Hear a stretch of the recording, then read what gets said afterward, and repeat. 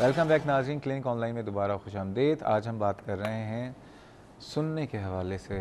और जब आप सुन नहीं पाते तो चीज़ों को समझ नहीं पाते। और हियरिंग के जो प्रॉब्लम्स हैं इस दुनिया में उन लोगों को भी होते हैं जो कि इस दुनिया में बच्चे की सूरत में आते हैं, पैदाइशी तौर पे भी होते हैं, और उसके अलावा कोई और रीज़न एनवायरमेंटल फैक्टर्स भी होते हैं। उस हवाले से भी बात कर रहे हैं। फिर एज के साथ जो है इसका बहुत ज़्यादा ताल्लुक़ है, बीमारियों के साथ ताल्लुक़ है। इस हवाले से हमारे साथ मौजूद हैं प्रोफेसर डॉक्टर तारिक रफ़ी साहब, professor of ENT surgery, Jinnah post graduate medical centre से इनका ताल्लुक़ है। डॉक्टर साहब, ब्रेक पे जाने से पहले रॉ खालिद साहब का भी सवाल था, असगर अली साहब का भी सवाल था, लेकिन उससे पहले जो हम बात कर रहे थे, जो वजूहत आप बता रहे थे कि जो हियरिंग लॉस का, ये हियरिंग प्रॉब्लम का सबब बनती हैं, डायबिटीज़ तक हम पहुँचे थे। उसके बाद मैं आपको बता रहा था शहजाद के हमारा जो ऑक्यूपेशन है, प्रोफेशन है, वो भी एक बड़ा इंपॉर्टेंट रोल प्ले करता है। अगर किसी ऐसे प्रोफेशन में जहाँ पे कंटिन्यूस नॉइस एक्सपोजर है और कहते हैं कि अगर आपको 90 डेसिबल से ज़्यादा 8 घंटे रोज़ाना एक्सपोजर रहता है तो आपकी क़ुव्वत समात मुतासर होती है, नर्व डेफनेस होती है, उसे नॉइज़ डेफनेस कहते हैं। ये अमूमन जो लोग PI जैसे एयरलाइन में काम करते हैं या फाइटर जेट वगैरह के पास या इन्फेंट्री वगैरह में फ़ौज वाले हैं, या हमारे वो ट्रैफिक कांस्टेबल जो कि तिब्बत सेंटर वगैरह पे जहाँ हर वक्त शोर होता है, तो उनकी भी समात मुतासर, दिस इज़ नॉइज़ पोल्यूशन। उसके बाद एक इम्पॉर्टेंट चीज़ जो है वो ज़्यादातर लड़कियों में, वैसे मर्दों में भी हो सकती है लेकिन ख़वातीन में ज़्यादा है, वो हार्मोनल चेंजेस आते हैं ड्यूरिंग प्रेगनेंसी, जिसकी वजह से जो मैंने बताया था कि सुनने की 3 छोटी हड्डियाँ हैं, जो लास्ट हड्डी होती है वो जैम हो जाती है, वो हिलना छोड़ देती है, वो मूव नहीं करती, उसे ऑटोस्क्लेरोसिस कहते हैं, उससे भी हेयरिंग डिफेक्ट हो जाता है। ओके, ये यंग लड़कियां, ये यंग लड़कियां जो प्रेगनेंसी के दौरान, this is between 15 to 30 years of age, और ये अमूमन मौरूसी होता है। अगर उसे हिस्ट्री लें तो उसकी मदर को या खाला को या बड़ी बहन को ये चीज़ें होंगी जिससे वो ट्रांसफर। इसके ट्रीटमेंट के हवाले से बात मजीद करेंगे। और उसके बाद एक बड़ा इंपॉर्टेंट वजह जो है वो कानों के इन्फेक्शन है। कानों में इन्फेक्शन हो जाते हैं, पीप बहता है, पीप बहने की वजह से पर्दा डैमेज हो जाता है, पर्दे में सुराख हो जाता है, कई दफ़ा सुनने की हड्डियाँ भी गल जाती हैं, उससे भी क़ुव्वत समात मुतासर हो जाती है। ठीक है। फिर जैसे कि हमारी उम्र बढ़ती जाती है, सारे हमारे आज़ा कमज़ोर हो जाते हैं, जैसे बिनाई पे भी असर पड़ता है, उसी तरह से समात पर भी असर पड़ता है, जिसे हम प्रेस्बाइक्यूसिस कहते हैं कि ओल्ड एज में हमारी समात जो है वो कम होना शुरू हो जाती है। तो ये एक मतलब एक कुछ वजूहत हैं जिनसे हम कह सकते हैं कि क़ुव्वत समात पर नेगेटिव असर। अच्छा, अब हम आते हैं सबसे पहले रॉ खालिद साहब, उनकी साली साहिबा की साहबजादी, पैदाइश के बाद जो है वॉमिटिंग होती थी और नाक से और कानों से भी वॉमिटस जो था वो ड्रेन आउट होता था। बच्ची सुन नहीं पाती और बोलती भी नहीं है। अब उसकी उम्र 14 साल हो गई है। उसका जो हियरिंग टेस्ट करवाया तो उसमें वो इशारे कर रही थी कि उसको शायद आवाज़ आ रही है। तो आप क्या कहेंगे, क्या हुआ इस बच्ची को? देखिए, अगर कान से और नाक से जब वॉमिटस आती है उसका मतलब ये कि उस बच्ची का जब वॉमिट करते हैं तो प्रेशर से नाक से तो आना बड़ा कॉमन चीज़ है।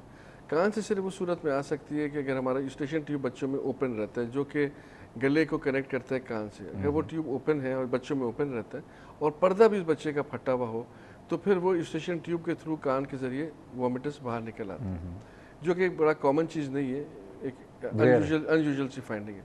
अब वो बच्ची बोलती नहीं है। देखिए, बोलने के लिए शहजाद सबसे पहली चीज़ है सुनना।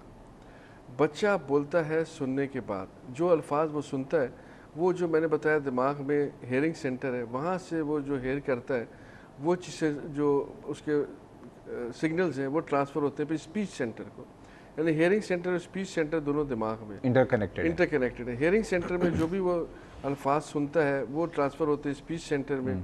स्पीच सेंटर उन्हीं अल्फाज को वापस दोहराने की कोशिश करता है और उस तरह बच्चा बोलता है। जैसे शुरू में अगर अम्मा अब्बा का लफ्ज़ सीखता है तो वो इस हेयरिंग सेंटर के थ्रू सुनता है और स्पीच सेंटर से उसको दोहराता है। तो स्पीच सेंटर को स्टार्ट करने के लिए या स्टिमुलेट करना लाजमी है हेयरिंग सेंटर का। ठीक है। अगर स्पीच सेंटर को हेयरिंग सेंटर से सिग्नल नहीं आएंगे तो स्पीच सेंटर काम शुरू ही नहीं कर सकता। कोई अल्फाज नहीं आएंगे तो वो वैसे कोरा का कोरा ही रहेगा और बच्चा बोलेगा नहीं।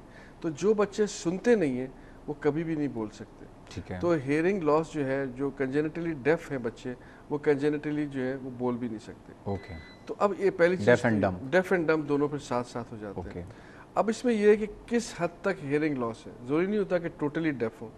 कुछ बच्चे पार्टली डेफ होते हैं, कुछ हेयरिंग आती है कुछ नहीं आती, तो वो कुछ अल्फाज बोलते हैं जो उनको सुनाई दे देते हैं, कुछ फ्रीक्वेंसीज वो सुन नहीं पाते, वो नहीं बोलते, तो वो जब बोलते हैं तो माँ बाप कहते हैं साफ नहीं बोल रहे, बच्चा साफ नहीं बोलता, कुछ अल्फाज जिस तरह के उसको सुनाई दिया उसने उसी तरह से रिपीट किया।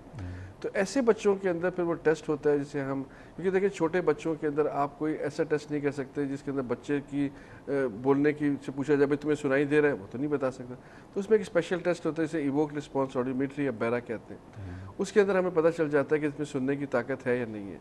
अगर सुनने की ताकत नहीं है तो फिर वो बच्चा नहीं बोल सकता, और अगर उसमें कुछ थोड़ी बहुत ताकत है तो फिर उसको हेयरिंग एड लगा दिए जाते हैं। जैसे राव खालिद साहब ने कहा कि वो बच्ची इशारा कर रही थी उस चीज़ से। अब उसमें जो राव खालिद साहब के केस में है, अनफॉर्चुनेटली जो स्पीच सेंटर है उसकी डेवलपमेंट 3 से 4 साल की उम्र में ख़त्म हो जाती है। अगर किसी बच्चे को आपने 3-4 साल की उम्र तक डिटेक्ट करके आला नहीं लगाया तो उसके बाद आला लगाने का फ़ायदा ये तो हो सकता है कि उसको एक सन्नाटे से बच्चा जो है उसको कुछ आवाज़ें आना शुरू हो जाएं और वो कुछ उसको दुनिया का अंदाज़ा हो, लेकिन उसका बोलना जो है शायद ही डेवलप हो सके, इसलिए कि इसकी एज जो है, जो स्पीच सेंटर की डेवलपमेंट है वो 3-4 साल पे ख़त्म हो जाती है। तो अगर किसी बच्चे को, इस तरह के बच्चों को हम अमूमन 1 साल 1.5 साल की उम्र में ही ट्रीटमेंट शुरू करते हैं ताकि उनके स्पीच सेंटर सुने और बोलना शुरू करें। अगर 14 साल की उम्र हो जाए तो फिर उसके बाद उसका बोलने का बहुत मुश्किल है, लेकिन आला लगाने का अपना फ़ायदा ये है कि फॉर एग्जांपल वो रोड पर जा रही है, कोई तेज़ हॉर्न बजा तो चौंक जाएगी, आवाज़ सुनेगी तो वो अपने आप को कॉन्शियस कर सकती है, कुछ थोड़ा बहुत उसको दुनिया के। ऐसा नहीं हो सकता कि मतलब अब हियरिंग एड के बाद जो आवाज़ आ रही है उसकी कोई स्पेशल ऐसा कोई स्कूल है जहाँ जी हाँ, अब इसके लिए इन बच्चों के लिए स्पेशल स्कूल्स हैं जहाँ पर उनको साइन लैंग्वेज सिखाई जाती पता है आपको? जी, कराची में है, एप्सा स्कूल है, उसके बाद आइडरयू वालों का बड़ा अच्छा स्कूल है। आइडरयू जो है बिल्कुल कायद-ए-आज़म के मज़ार के साथ है। आइडरयू IDAREU, ये आइडरयू जो है ये भी एक NGO चलाती है और ये बिल्कुल फ्री ऑफ चार्ज है। एप्सा जो है ये कोरंगी रोड पर है।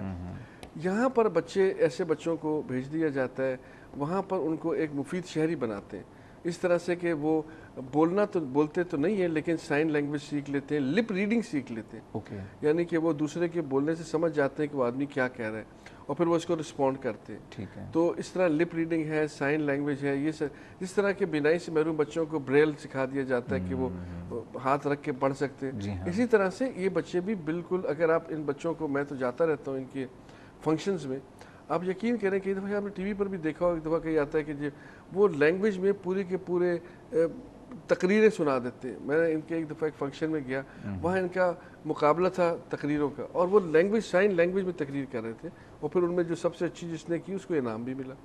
तो और जो ऑडियंस थे वो सारे वही थे बच्चे जो कुव्वत समात और गोयाई से महरूम है। उन बच्चों ने उनको अप्रिशिएट भी कर रहे थे, उनकी बात समझ के तालियां भी बजा रहे थे। तो ये नहीं है कि ये बच्चे बिल्कुल माशरे से कट सकते हैं, सिर्फ इनको सही रास्ते पे लगाना और वालिदैन को इनके साथ कुछ मेहनत ज़्यादा करना। राव खालिद साहब ने दोबारा कॉल की है, उनको शामिल करते हैं कि वो क्या दोबारा पूछना चाहते हैं। अस्सलाम वालेकुम राव खालिद साहब, वंस अगेन। जी अस्सलाम वालेकुम। मैं बहुत शुक्रगुजार हूँ कि आपने इतना थॉरली उसको एक्सप्लेन किया है, लेकिन जो मेरी मतलब प्ली है वो ये है कि जब अभी 14 ईयर्स पे, जब उसके कान के पीछे वो लगाकर वो बल्कि इशारा भी करता था टेस्ट करने वाला कि ये तुम्हें राइट में कुछ हो रहा है, तो वो कहती थी नहीं मुझे लेफ्ट में हो रहा है, जो कि लेफ्ट में ही मतलब वो उसका साउंड, कभी वो कहता था तेज हो गया है तो वो हाथ के इशारे से करती थी कि ब्लिप हो रहा है यानी तेज हो रहा है, कभी कहती थी स्लो, फिर वो वाइस वर्सा कहता था कि अब लेफ्ट में हो रहा है तो वो राइट में हो रहा होता था। मतलब वो इतना उसके अंदर वो है।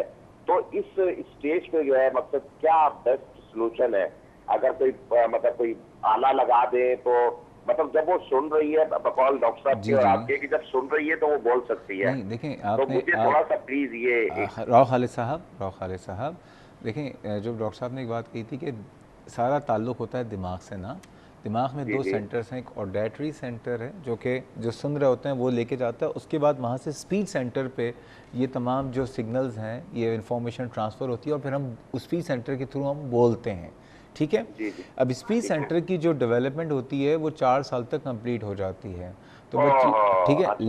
लेकिन देखें, उम्मीद की किरण है जो कि अभी हम आपने शायद प्रोग्राम में नहीं आप देख सके कि कुछ स्पेशल स्कूल्स ऐसे हैं जहाँ पे इन बच्चों के लिए अब ये आला ज़रूर लगवा लीजिए ताकि ज़िंदगी में उसके जो एक सन्नाटा है वहाँ से उसको आवाज़ें ज़रूर आनी शुरू हो जाएँ। और ये आइडरयू के नाम से ये स्कूल है, डॉक्टर साहब बता दीजिए इनको। ये बाज़ार-ए-क़ायद के साथ है, बहुत अच्छा स्कूल है आइडरयू, और एक कोरंगी रोड पर है एप्सा के नाम से। इन दोनों स्कूलों में इस तरह के बच्चों को बोलते तो नहीं है, लेकिन उनको एक दूसरे से कम्युनिकेट करना सिखाते हैं कि वो through sign language, lip reading, और वो बड़े नॉर्मल बच्चों की तरह बिहेव करते हैं। ऐसा नहीं है, पढ़ते भी हैं। मेरे तो एक पेशेंट है, मियाँ बीवी दोनों बोल नहीं सकते, उनके बच्चे बोलते हैं।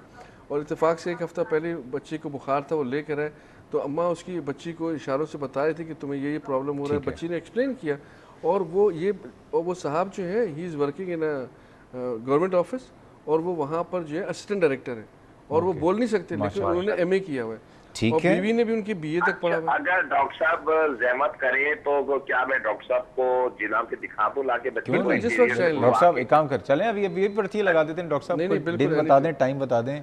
किसी भी दिन सुबह 9 से 12 मैं OPD में होता हूँ। आप किसी दिन डॉक्टर ये होता है कब जाना चाहेंगे आप? सर मैं तो आज ही कॉल कर देता हूँ उनको, इंटीरियर से आते हुए, तो यकीनन वो कल परसों वो आ जाएंगे। नहीं, कल परसों ना बोले, परसों आप डॉक्टर साहब बता दीजिए। मैं इम्तिहान में CPSP में एग्जाम है जी, आप दिन बता मैं दीजिए। 28 के बाद अवेलेबल हूँ। 28 के बाद? 28 के बाद। 28 के बाद जो है अब किसी भी दिन आप किसी भी दिन सुबह 9 से 12 9 से 12 बजे OPD और OPD पे आज चले जाइए, और मेरे नाम की पर्ची और मेरे प्रोग्राम की पर्ची डॉक्टर साहब मैंने कहा से ये कि डॉक्टर साहब लाद कर ले, क्योंकि वहाँ बड़ा रश होता है। जिना हॉस्पिटल में, बिल्कुल, जिना हॉस्पिटल में, बिल्कुल जिना हॉस्पिटल में। ठीक है, 28 के बाद मैं चला जाऊंगा। रियली ठीक है, बहुत ओके। मेहरबानी। और कोई प्रॉब्लम हो तो आप मुझे God फेसबुक bless पे आप you, मुझे God bless बताइए, ईमेल कीजिए, मैं आपके दरमियान ब्रिज बन जाऊंगा, ठीक है? Most welcome. बहुत शुक्रिया। बस अल्लाह ताला वही वाली बात के मसाइल हर एक के साथ हैं।